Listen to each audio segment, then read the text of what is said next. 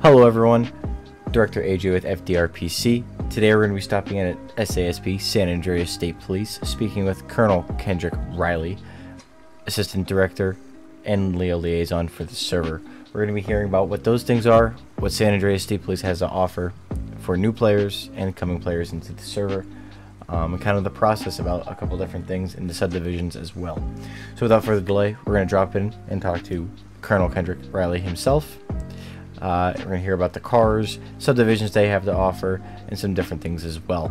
Sir Kendrick Riley, you have the floor. Take it away. Yeah, how's it going? My name's Colonel Kendrick Riley of the San Andreas State Police. So I'm an assistant director here at Fdrpc, one of the three. Essentially what my duties are as far as that goes is kind of overseeing the server, make sure no one's really jacking around how they shouldn't be, just kind of standard staff roles. But I also kind of nibble and dabble in the development side, primarily doing liveries here in the state.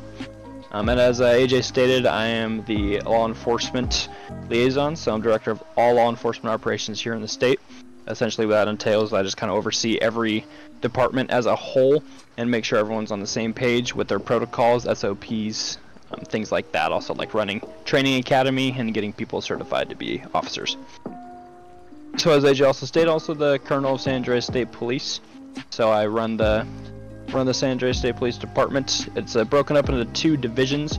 It's going to be North State and South State. Essentially, so we have kind of resources not spread so thinly with having to go the whole state at once. Here we're at the North Station in the state. We have another station down towards the casino in Los Santos, also on Sonora Freeway. So I'll just kind of walk you through some of the vehicles and subdivisions we have to offer. So over here right behind me, obviously San Andreas State Police. We do a lot with the kind of the highway patrol side. So a big thing with that is commercial vehicle enforcement, so that's what these trucks are for. We also have a 2014 F-250 that is just not out in the parking lot right now.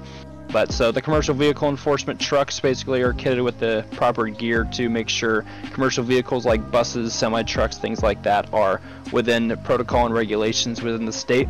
Whether it be emissions checks, weight checks, proper equipment checks, things like that. Now over here also have our motor subdivision. So these are our three motor units that we have. We've got a Harley, a Kawasaki, and a BMW. So kind of the purpose of having this subdivision is so we have a versatile unit that can kind of get places where cars can't, whether it be because of heavy traffic, whether we're chasing someone through alleys and things like that. Just adds a level of versatility to our fleet, so we can really just keep true to the being able to respond anywhere ordeal. Walking over here now, service garage, check out just a couple of our vehicles. One of them being unmarked Charger here. We have a few different unmarked vehicles. The purpose of these is for things like gang investigations or criminal investigations, things like that, just being able to go into high priority areas and really kind of stay on the low and be able to investigate those firsthand. Now over here behind me on the other side of the service garage, one of our heat rapid response vehicles are on display. We have three currently. The purpose of these vehicles is to be able to enforce traffic.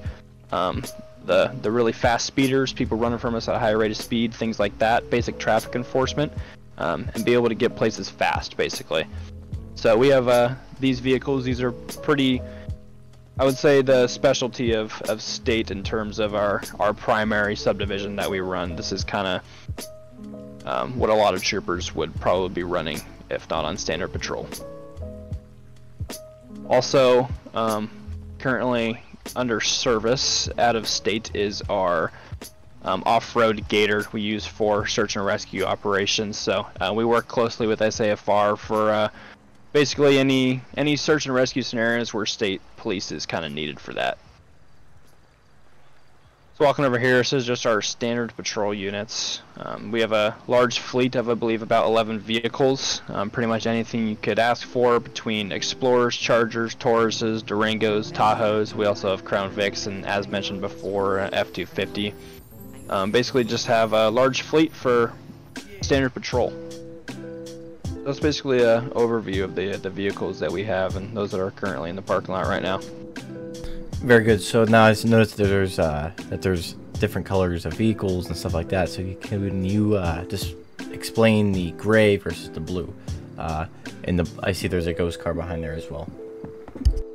Yeah. So the blue vehicles are the standard patrol unit. Now, mind you, most of the vehicles in our fleet we have gray versions and blue versions, as well as the ghost versions. So like I said, the blue is just a standard patrol unit for just standard patrol troopers, corporals.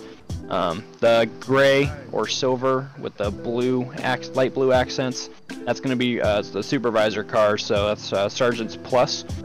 And then the ghost liveries, also supervisor thing, but that's basically just being able to have a marked unit while not being so kind of out there and showing that there's a police presence for things like when you'd be high gang activity areas or just trying to lay low, things like that. Very good. And now I know that you and BCSO also work very closely together, so can you kind of explain that on how you and BCSO kind of differ, besides state having an entire jurisdiction over the map entirely? But also for newcomers coming in, what can they expect for state versus BCSO? And same thing for people that have been playing for a long time, what can they expect for coming to state versus BCSO? Being that you two are the main law enforcement agencies for Fdrpc. Yeah, so like you mentioned, obviously state jurisdiction is a big standpoint for state police. But I would say one thing apart from that is just subdivision versatility. Now BCSO also has good versatility as far as subdivisions go, but I would say that state has kind of a different array of subdivisions, where obviously BCSO is specific with county things like warrant services and things like that, where state kind of prioritizes rapid response and like that kind of thing with the heat cars and the motor units. So yeah, I mean, obviously for like newcomers, one thing that I have in my department is we don't really have a restricted vehicle structure. Obviously there's restrictions per subdivision. However, as far as post academy goes, you can pretty much drive whatever standard patrol vehicle you want. And then for experienced players, like I said, we have a large versatility of vehicles and a large variety. So very good. And then you mentioned the academy, so that's my next thing I wanted to ask you about, you being the Leo liaison. The process for getting started as a law enforcement officer within Fdrpc for newcomers and obviously experienced players there as well. Yeah, so typically what you would see in a lot of other states is a FTO process and a training process. We are a little different here. We just have it's just a one-time training once you get accepted into the server. It's a one session. You just have to attend one session of a 45 minutes to an hour law enforcement academy training session. And essentially what the academy entails is just basic procedural things that pretty much every cop should know on patrol. So things like search and seizure laws and Miranda rights, live warning, and things like that, as well as just standard CAD usage, radio usage, 1080 tactics, things like that. And then obviously post academy, you just got to get your hours logged, and then you're cleared for patrol in whatever department you're in. Very good. And then lastly, your favorite part about Fdrpc and why members should join here rather than another server. And we'll see the last question for the very end here. Yeah, so like I kind of have mentioned before, one big thing here, it's whitelisted community. So everyone that's here has intent in why they're here, and everyone that's here wants to be here because everyone's gone through the process of getting in. So obviously it's not a long and grueling process, but it's definitely not a process that some random would go through just to play on a 5M server. So everyone in here has gone through the process and has intent for RP, keeping it realistic. as far as newcomers go, want to join, we're a really welcoming community. All the staff is pretty tight knit with the player base. Everyone gets along really well here.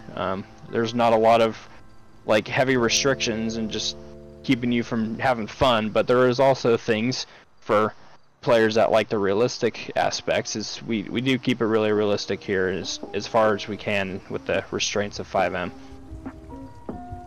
Very good. And lastly, there was talks about this server stealing the name of the other FDRP. Your thoughts on that and response? Yeah, so I mean, I've never even heard of the other Fdrpc. I mean, it's come up in conversation a couple of times of some kind of arguments about that, but frankly, there's a lot of 5M servers with similar names to others, or even the same names to others. Like I can probably search it up right now and find 6 Miami State roleplays. But frankly, when it comes down to it, I mean, if someone needs a name, there's laws and procedures you can go through in real life to secure that name. And obviously, if there's an issue with that, then we would have been notified about it. So. Very good. Thank you, Riley, for your time. It's appreciated. Have a safe patrol, and we will see you hopefully in the future with a couple of new people. All right, sounds good. Appreciate it.